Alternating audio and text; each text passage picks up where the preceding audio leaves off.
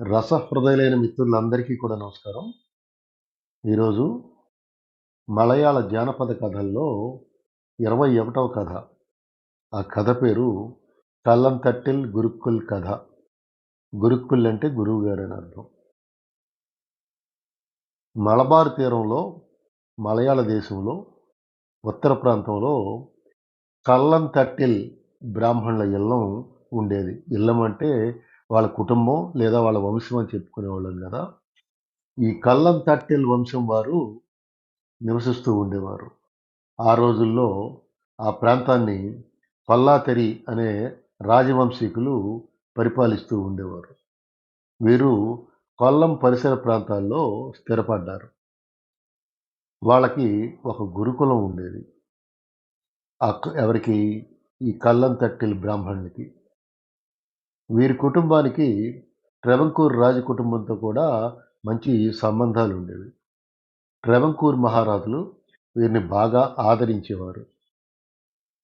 ఇది సుమారు 250 సంవత్సరాల క్రితం ట్రెవంకూర్ రాజ్యాన్ని రాజా మార్తాండవర్మ అనే రాజుగారు పరిపాలిస్తున్నప్పుడు జరిగిన కథ.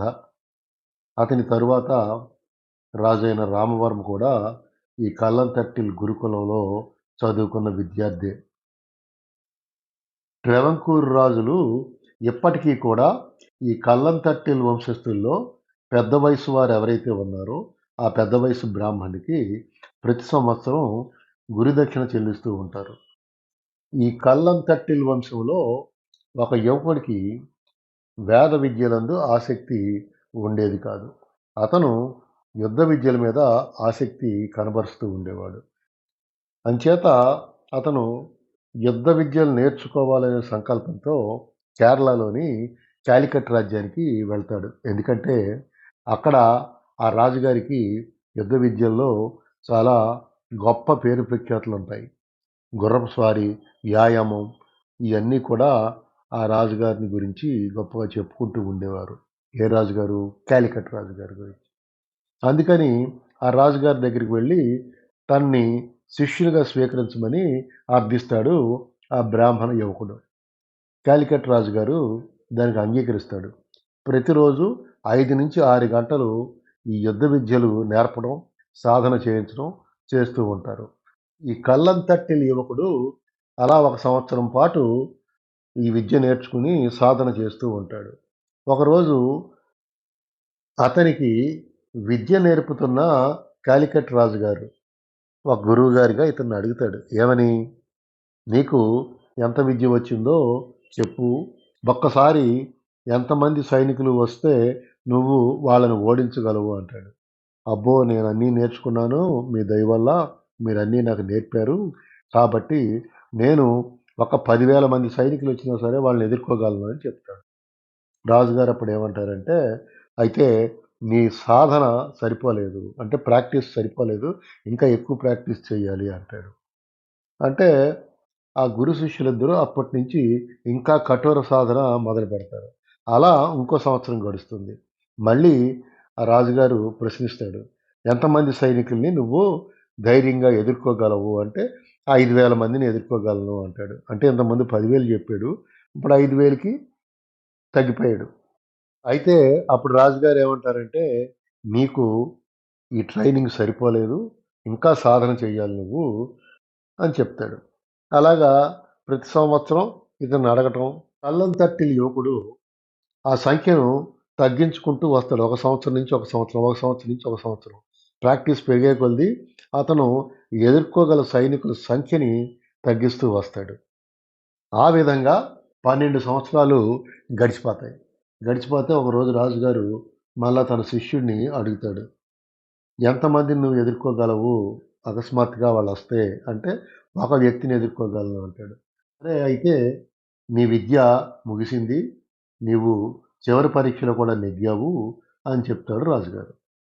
ఒకరోజు ఈ కళ్ళంతట్టిల్ బ్రాహ్మణ యువకుడు ఒంటికి నూనె పట్టించుకొని కోనేట్లో స్నానానికి వెళ్తాడు.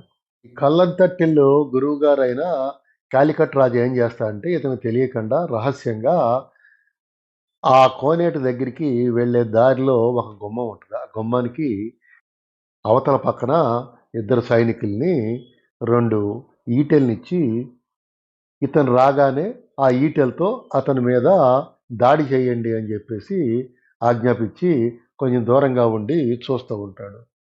ఇతను ఎప్పుడైతే ఆ గుమ్మాలోంచి లోపలికి వస్తాడో రాగానే ఆ సైనికులిద్దరూ కూడా 2 ఈటెలతో అతని మీద దాడి చేస్తారు. వెంటనే అతను మెరుపులాగా స్పందించి అక్కడి నుంచి ఆ ఈటె దెబ్బ నుంచి తప్పించుకుంటాడు. అంతలోకి రాజుగారు ఆగండి అంటాడు అక్కడికొచ్చి. ఆళ్ళు ఆగిపోతారు. ఆగిపోయిన తర్వాత రాజుగారు పరీక్షగా చూస్తాడు. ఇతని ఒంటి మీద ఎక్కడ కూడా గీతలు పడవు.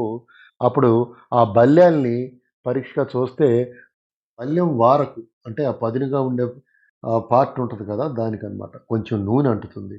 శిష్యునికి మాత్రం వంటి మీద ఒక్క గీత కూడా పడదు. అప్పుడు గురువుగారు, "నీ శరీరంలో కళ్ళు కదిలినంత వేగంగా కదపడమే కాక, శరీరం సంకోచించకుండా నీ స్వాధీనంలో ఉంది. చాలా చక్కగా తప్పించుకున్నావు" అంటాడు. "చాలా అప్రమత్తంగా ఉన్నావు. నువ్వు ఆఖరి పరీక్షలో కూడా నెగ్గావు" అని చెప్తాడు రాజుగారు. ఆ యువకుడప్పుడు గురువుగారికి గురుదక్షిణ ఇచ్చుకొని అక్కడి నుంచి తిరిగి తన ఊరు వెళ్ళిపోతాడు. తన ఊరు వెళ్ళిన తర్వాత ఏం చేస్తాడంటే ఆళ్ళ ఊళ్ళో కొందరికి ఈ సైనిక విద్యలందు తర్ఫీదు శిక్షణ ఇస్తాడు.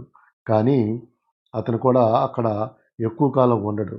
అలా ఆ ఊరు వదిలేసి అలా ఊరు ఊరు తిరుగుతూ చివరికి పద్మనాభపురం చేరుకుంటాడు. పద్మనాభపురం అంటే ఆ రోజుల్లో ట్రవంకూరు రాజుల యొక్క రాజధాని పద్మనాభపురం. తిరువనంతపురం కాదు. పద్మనాభపురం. ఒకరోజు రాజుగారి దర్శనానికి వెళ్తాడు ఈ కల్లంతట్టిల్ గురుకుళ్ళు. రాజుగారు దగ్గరికి భటులు వెళ్ళి ఈ కల్లంతట్టిల్ వచ్చాడని చెప్పేసి ఇతని గురించి చెప్తారు. అప్పుడు రాజుగారైన మార్తాండవరం ఏమంటాడంటే, "ఇవాళ కాదు నాకు ఖాళీ లేదు. రేపు రమ్మని చెప్పండి" అని అతన్ని త్రిప్పి పంపించేస్తాడు. కల్లంతట్టిల్ గురుకుళ్ళు మర్నాడు రాజుగారిని కలవడానికి వస్తాడు. వచ్చేటప్పటికి కోట తలుపులన్నీ మూసేసుంటాయి. గేట్లన్నీ వేసేసుంటాయి. లోపలికి వెళ్ళడానికి ఎక్కడ కూడా దారి ఉండదు. ఈ మహారాజు గారు నిన్న వెళ్తే మర్నాడొచ్చి కలవమన్నారు. ఇవాళొస్తే ఆయన కోట తలుపులన్నీ మూసివేసి ఉంచారు అని ఇదేదో పరీక్ష అయ్యుంటది నాకు అనుకుని ఇతనేం చేస్తాడంటే కోట ముందు ఉన్న పెద్ద పెద్ద గేట్ల దగ్గరికి వస్తాడు. వచ్చిన తర్వాత తన కత్తి, డాలు చేత పట్టుకొని ఒక్కసారి గాలిలో పైకెగిరి ఆయన గేటు పైనుండి గాలిలోనే పల్టీలు కొట్టుకుంటూ కోట లోపలికి దూకుతాడు. నేల మీద కాలు పెట్టే సమయానికి గమనిస్తాడు అయన్నీ కూడా మేకులు కొట్టేసుంటాయి. వెంటనే ఏం చేస్తాడంటే తన చేతిలో ఉన్న డాల్‌ని నేల మీదేసి ఆ డాలు మీద నుంచి మళ్ళా జంప్ చేసి, మళ్ళా ఎగిరి గాలిలోకి మళ్ళా గేట్ అవతల పక్కకెళ్ళిపోతాడు. వెళ్ళిపోయిన తర్వాత అక్కడికి అవతలకి భటులొస్తారు. భటులొస్తే నేను ఇలాగొచ్చాను. గేట్లన్నీ బంధించున్నాయి కాబట్టి నేనిక్కడి నుంచి వెళ్ళిపోతున్నానింకా. ఆ విషయం రాజుగారికి తెలియజేయండి అని చెప్తాడు ఈ కల్లంతట్టిల గురుకుళ్ళు. ఇదంతా కూడా కోటపై నుండి రాజైన మార్తాండవర్మ గమనిస్తూ ఉంటాడు.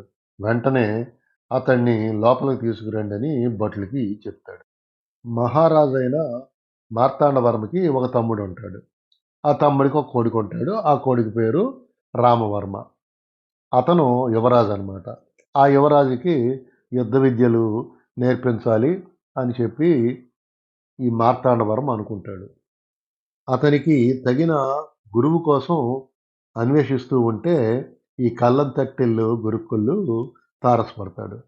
ఇతని యొక్క యుద్ధ విద్యా కౌశలాన్ని పరీక్షించిన తర్వాత మార్తాండవర్మ ఏమైనా సరే యువరాజైన రామవర్మకి ఈ కల్లంతట్టిలతోనే యుద్ధ విద్యల్ని నేర్పించాలని నిర్ణయించుకుంటాడు. సరే భటులు తలుపులు తెరిచి రాజుగారి దగ్గరికి తీసుకొస్తారు. అలా యువరాజు రామవరంకి యుద్ధ విద్యలు నేర్పే గురువుగా నియమితుడవుతాడు ఈ కల్లంతట్టిల్లు. అక్కడి నుంచి అతన్ని గౌరవంగా గురుక్కుల్ గురుక్కుల్ అని చెప్పేసి పిలుస్తూ ఉంటారు. యువరాజైన రామవర్మకి మొత్తం యుద్ధ విద్యలన్నీ నేర్పుతాడు ఈ కల్లంతట్టిల్లు గురుక్కులు.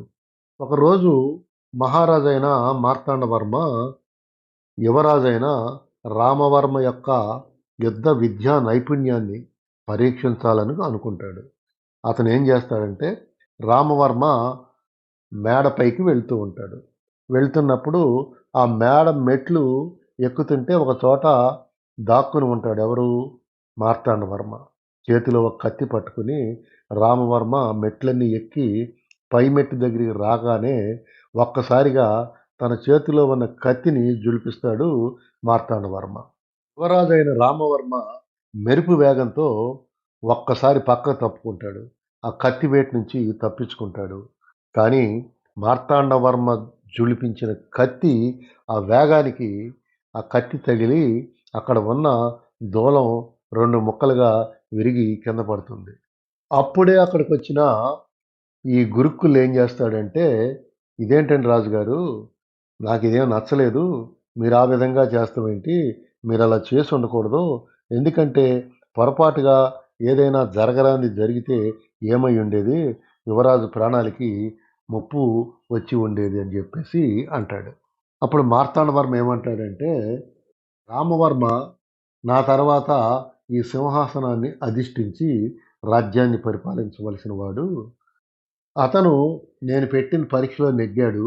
అంచేత ఇతన్ని ఇక నుండి యుద్ధాలకు వెళ్ళినప్పుడు వెంట తీసుకుని వెళ్ళవచ్చు" అని చెప్పేసి అంటాడు మహారాజైన మార్తాండవర్మ.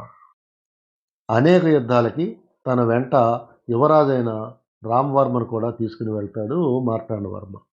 రామవర్మ తర్వాత కాలంలో గొప్ప యోధుడిగా పేరు ప్రఖ్యాతులు గడిస్తాడు. ఈ కల్లంతట్టెల బ్రాహ్మణ గురువుకి గురుక్కుల్ అనే బిరుదు ఇస్తాడు మార్తాండవర్మ.